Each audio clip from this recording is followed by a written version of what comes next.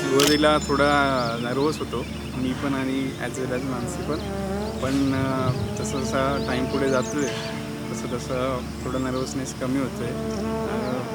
Happening experience होतो आहे.